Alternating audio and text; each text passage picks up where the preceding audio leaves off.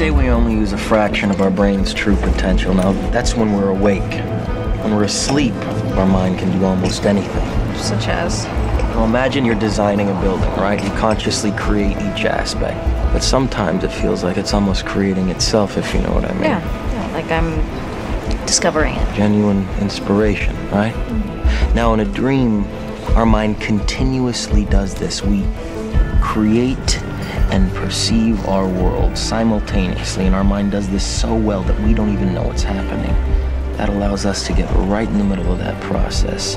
How? By taking over the creating part. Now, this is where I need you. You create the world of the dream. You create the world of the dream. You create the world of the dream. You create the world of the dream.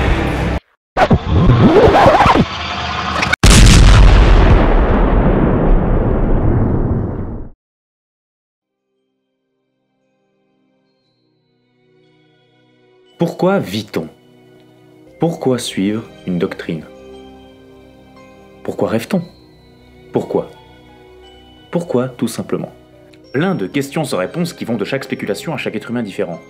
L'importance de notre existence. La base même, c'est pourtant juste d'être heureux et en bonne santé, non? Ce sera plus ou moins le sujet ici. Le bien-être intérieur, caché, au plus profond de ses rêves, à la frontière entre l'éveil et le sommeil. Ce qui fait de quelqu'un ce qu'il est, ou du moins l'impression que ça donne.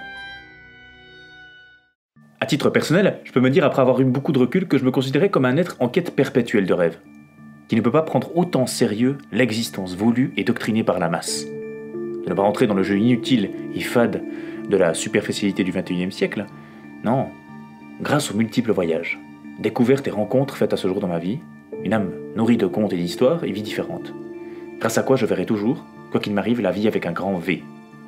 Se nourrir de chaque moment et rencontre, un peu comme ce que fait un personnage très connu de la littérature et du cinéma, et qui, je pense, me rapprochait un peu beaucoup, Alice.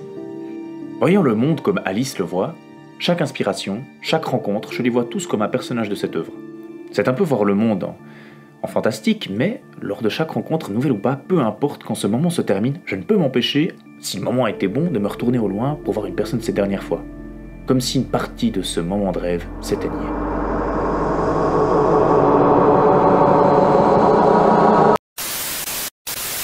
Lewis Carroll, l'auteur anglais à l'origine de Alice au Pays des Merveilles, voyait le monde comme un ensemble de comédiens et de performances. Comme si pour lui, le monde est un film, perpétuel sans fin, jusqu'à que ton corps ne soit plus. Et cette vision, je la partage, et d'un côté, c'est rassurant de le savoir et de le lire d'un si grand auteur. Comme si je n'arrivais pas à faire la jonction entre rêve et réalité. Comme si je ne savais pas si j'étais de l'autre côté du miroir. Vous ne vous êtes jamais dit par exemple, tiens, j'ai l'impression que j'ai déjà vécu cette scène, ou j'ai fait un rêve tellement fort cette nuit, j'ai vraiment cru que c'était vrai. Et ben moi j'ai ce sentiment depuis toujours. Si bien que des moments je ne sais pas si je suis vraiment en train de rêver ou si je suis bien réveillé. D'ailleurs dans mon cursus professionnel, la plupart de mes supérieurs me l'ont reproché, mon fait d'être déconnecté, dans la lune. Et ben ça aussi, Lewis Carroll se devait le toucher. Et lui arrivait bien souvent. Carroll, si on en suit les rumeurs, aurait eu lui par contre le syndrome de Todd, un trouble neurologique rare qui modifie la perception de l'espace, du temps et de soi-même. Syndrome qui pour le coup lui a bien rendu service pour l'écriture d'Alice, car Alice et Lewis Carroll ne font qu'un. Alors, rien de tout ça n'est réel? Qu'est-ce que le réel? Quelle est ta définition du réel? Si tu veux parler de ce que tu peux toucher, de ce que tu peux goûter, de ce que tu peux voir et sentir, alors le réel n'est seulement qu'un signal électrique interprété par ton cerveau. Ça, c'est le monde que tu connais. Le monde tel qu'il était à la fin du XXe siècle. Il n'est plus aujourd'hui qu'une parcelle de la simulation neuro-interactive que nous appelons la matrice. Tu viens d'un monde imaginaire, Néo. Voici le monde tel qu'il existe aujourd'hui. Et si Matrix décelait une part de vérité? La trilogie réalisée par les sœurs Wachowski au début du siècle dénombrait bon nombre de relectures, spirituelles, conspirationnistes, religieuses, humaines, voire identitaires. C'est pas le sujet, mais tout ceci vous le verrez dans ma prochaine vidéo, on en parlera un peu plus complètement. Mais surtout, elle décelait cette scène.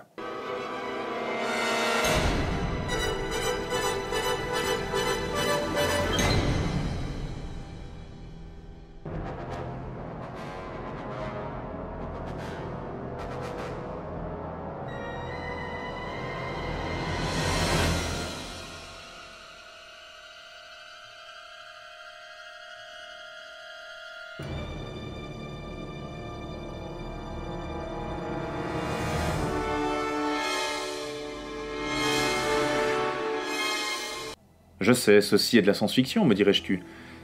Mais pas totalement. Bon nombre d'œuvres peuvent penser à une spéculation évidente pour le futur, ou une plus grande découverte de l'être humain.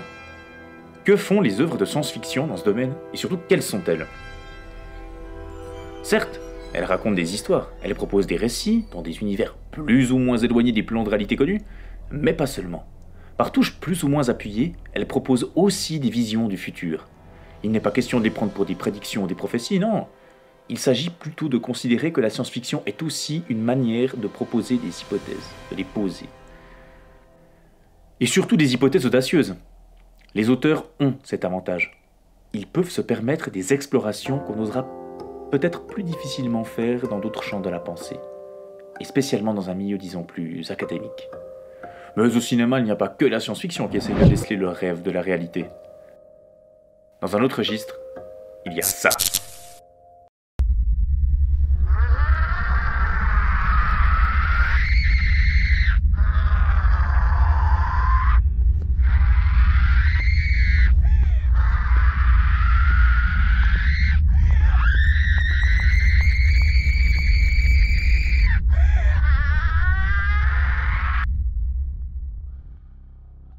Ça, c'est Twin Peaks.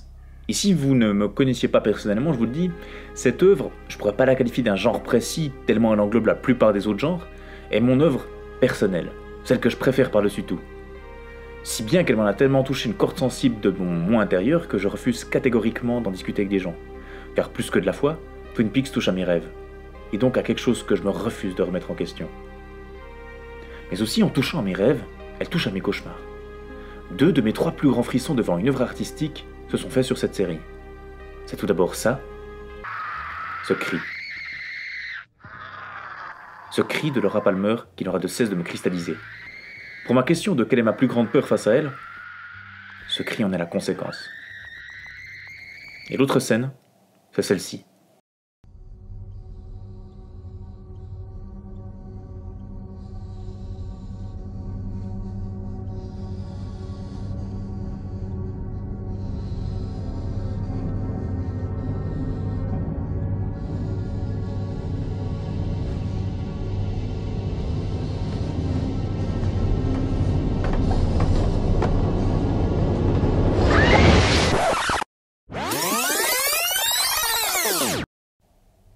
On peut constater sur cette scène qu'un cadre chaleureux s'en dégage, tout ce qu'il y a de plus normal, du pur style de la petite bourgade américaine.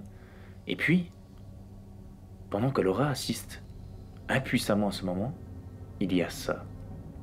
Lui, le cauchemar, qui avance en plan fixe pour bien s'approprier notre propre soin intérieur. Une hypnose glaçante où on en ressort effrayé, comme si on se sentait exorcisé par le moment. Parce que comme beaucoup de gens qui sont fans de la série, je pense qu'on a tous en commun une chose qui nous rallie à l'œuvre de David Lynch. C'est cette notion de rêve ou réalité, illustrée dans la série par la Black Lodge. En évitant de trop spoiler pour les plus curieux désirant se lancer dans l'aventure de ce détective, la Black Lodge est ce passage extradimensionnel entre rêve et réalité, l'équivalent du terrier pour le lapin blanc d'Alice, une ouverture pour une plus grande puissance cosmique de l'âme, un moment spirituel. Car oui, Dale Cooper, interprété par Kyle MacLachlan, est un Alice. Twin Peaks, le pays des merveilles, et la Black Lodge, ses cauchemars. Je ne sais pas si Twin Peaks, les personnages qu'on pourrait qualifier de bizarres au premier abord, ne sont-ils pas plus humains que les humains eux-mêmes. À titre personnel, je préfère être avec des personnes bizarres, comme on dirait dans la série, que des personnes se disant trop connectées à notre monde. Ceux-là, je les trouve ennuyeux. Un cloutre imbriqué dans un mur, il va y rester. C'est la même avec la masse qui avance sans réfléchir. C'est eux, les fous.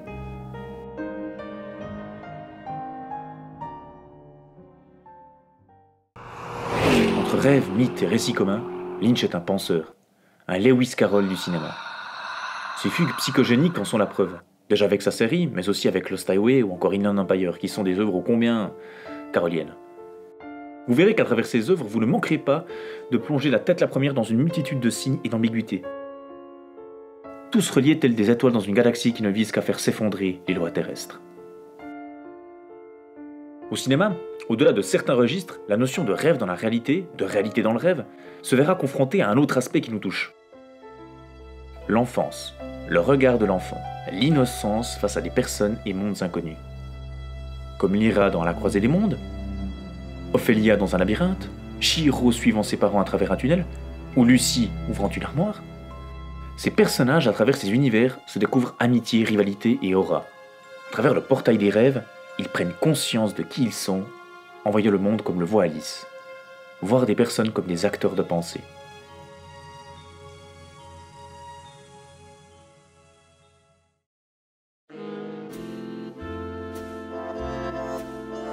En disant acteur de pensée, on ne peut que penser à ce formidable film de Woody Allen, La Rose pourpre du Caire, réalisé en 1980. Une feuille de Noé désespérée par la vie qu'elle mène, celle des humains normaux, banaux et avançons sans rêver, s'évade alors au cinéma, et là, elle se fait enlever par le héros du film.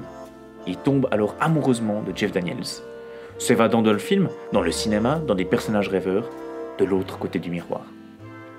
Ce moment que nous procure Woody Allen était alors inédit, moi, la première fois que je l'ai vu. Il établit clairement que c'est bien de l'imagination qui nous sauve de ce réel si décevant et qui permet d'explorer d'autres possibilités jusqu'à alors inaperçues.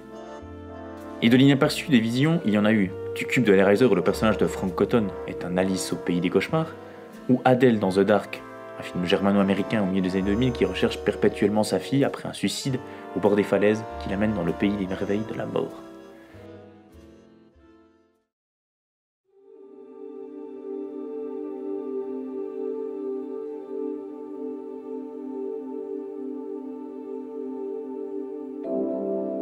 Dans une jonction entre vie et mort, dans une rêverie de vie, Gilliam en est un bien penseur.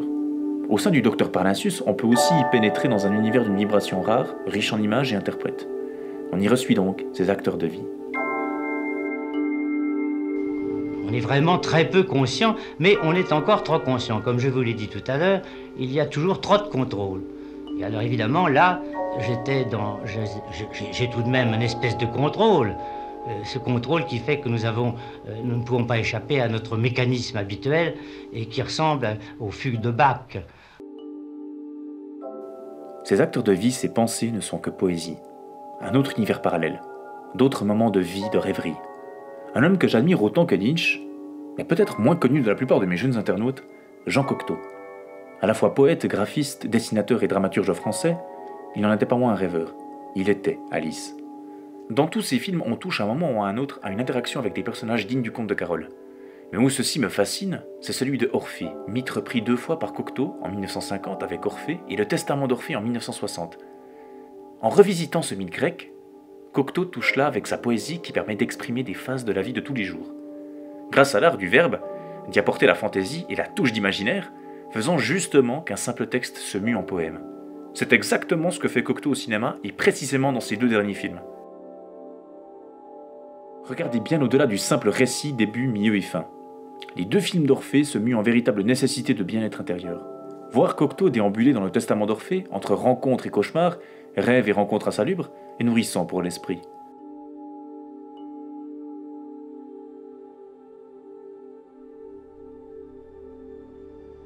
Pour pallier aux rêves, Cocteau dira « L'inspiration devrait s'appeler l'expiration, c'est en fait quelque chose qui sort de notre nuit. »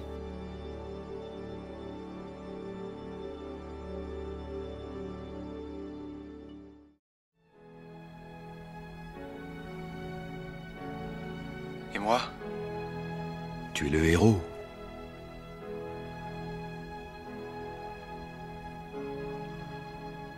Alors rien n'était vrai. Toi, tu étais vrai. Et c'est pour ça que tu étais si bien. Écoute-moi, Truman. Il n'y a pas plus de vérité à l'extérieur qu'à l'intérieur du monde que j'ai créé pour toi. Même mensonge, même supercherie, mais dans mon monde, tu n'as absolument rien à craindre.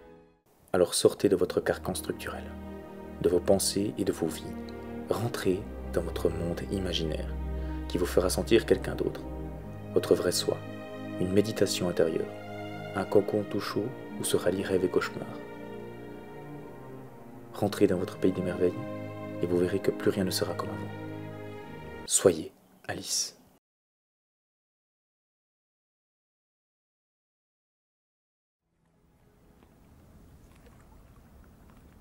Au cas où on se reverrait pas d'ici là. Je vous souhaite une bonne soirée et une excellente nuit. Les petits chats, les gentils lapins aux mines inquiètes, auraient